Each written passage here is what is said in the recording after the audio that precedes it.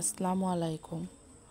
আমি শাক ভাজি করব, সেজন্য পেঁয়াজ, রসুন, কাঁচামরিচ এবং হালকা একটু হলুদ নিয়ে নিয়েছি। আর হলো যে পেঁয়াজ, রসুন আর জিরা বাটা নিয়ে নিয়েছি, যেহেতু মাছের তোল দিয়ে আমি আজকে শাক ভাজি করব। ডাঁটা শাক ভাজি করব মাছের তোল দিয়ে। সাদা ডাঁটা কোনটা? ডাঁটা শাক সাধারণত দুইটা, একটা হচ্ছে লাল ডাঁটা আর একটা হচ্ছে সাদা ডাঁটা। তো আমি আজকে সাদা ডাঁটাটাই ভাজি করব। তো সেই জন্য ভালোভাবে মশলাটা মিশিয়ে নিতে আসি। এর ভিতরে আমি মাছের তোলগুলো দিয়ে দিচ্ছি। আসলে কি, চিংড়ি মাছ দিয়া দেখা যায় কি কোনো কিছু ভাজি করলে বাচ্চারা খাইতে চায় না অতটা। তো মাছের তোল দিয়া ভাজি করলে বাচ্চারা ওই জিনিসটা খায়, আর হলো যে আমরাও ভালো খাই। মাছের তৈলটা ভালো লাগে। মাছের তৈলে মানুষের সাধারণত ক্ষতি নাই। মাংসের তৈলটা মানুষের অনেক ক্ষতি করে মানুষের শরীরের জন্য। তো আমি এখন কষিয়ে নিতে আসি সুন্দরভাবে, এবং শাকগুলো আমি দিয়ে দিছি, একের পর এক দিয়ে দিচ্ছি। ডাঁটাটা আমি সুন্দর করে বটিতে কুচিয়ে নিয়েছিলাম, আগে থেকেই কুচিয়ে ধুয়ে নিছি।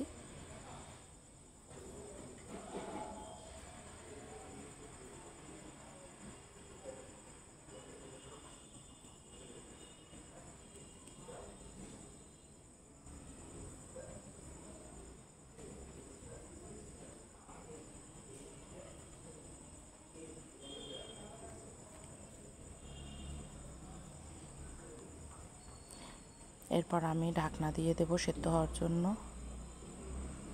ঢাকনা দিয়ে দিছি। আমি ঢাকনাটা উঠিয়ে নিতে আসি। সেদ্ধ হয়ে গেছে শাকটা এবং খুব নরম হয়ে গেছে। এখন আমি শাকটা উল্টিয়ে নিতে আসি, মশলাটা পুরা শাকের সাথে লাগিয়ে নিতে আসি। ওয়াও, কি সুন্দর একটা কালার আসছে! যাই হোক, নিচ দিয়া যেহেতু লাড়া দিতেছি, তো শাকের যে ভাবগুলো ওগুলো বের হইতে আছে।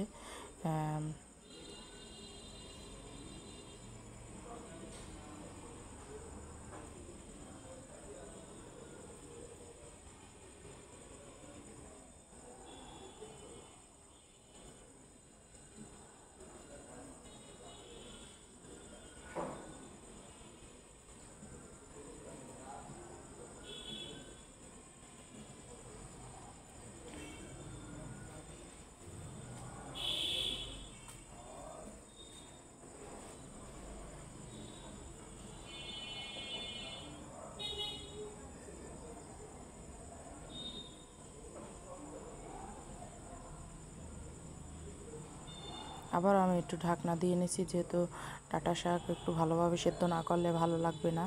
যাই হোক, আমি ঢাকনা আবার উঠিয়ে নিতে আছি। তো আপনারা লক্ষ্য করুন, মাছের তোলগুলোও খুব সুন্দর অমায়িক দেখাচ্ছে, লোভনীয় একটা জিনিস। তো যাই হোক, শাকটা আমার পুরোপুরিভাবে মনে হয় যে একেবারে অনেকটাই হয়ে গেছে। তো সেদ্ধ হয়ে গেছে আলহামদুলিল্লাহ।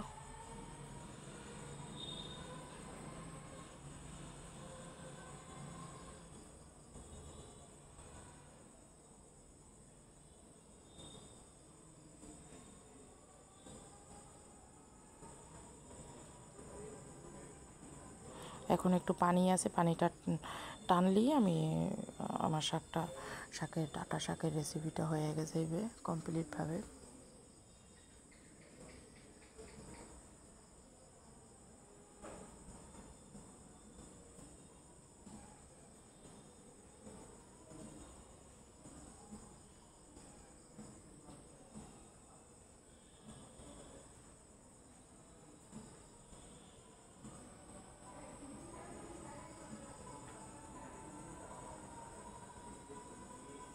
আমি সাথে একটু পোড়া কাঁচামরিচ তো দিছি, এখন একটু পোড়ামরিচ শুকনো মরিচ দিয়ে দিছি। শুকনো মরিচটা দিয়ে দিছি যেহেতু ঝালটা একটু কম হয়েছিল, সেই জন্য। আসলে কি, দেখা যায় শাক দিয়ে ভাত খাওয়া যায়, তৃপ্তি সহকারে শাক তরকারি দিয়ে মাছ মাংস দিয়ে অতটা ভালো খাওয়া যায় না, আর পেটও ভরে না। তো শাক দিয়ে সুন্দর ভাতটা খাওয়া যায় এবং রুচিসম্মত। আমি যতটুকু মনে করি। আল্লাহ হাফেজ।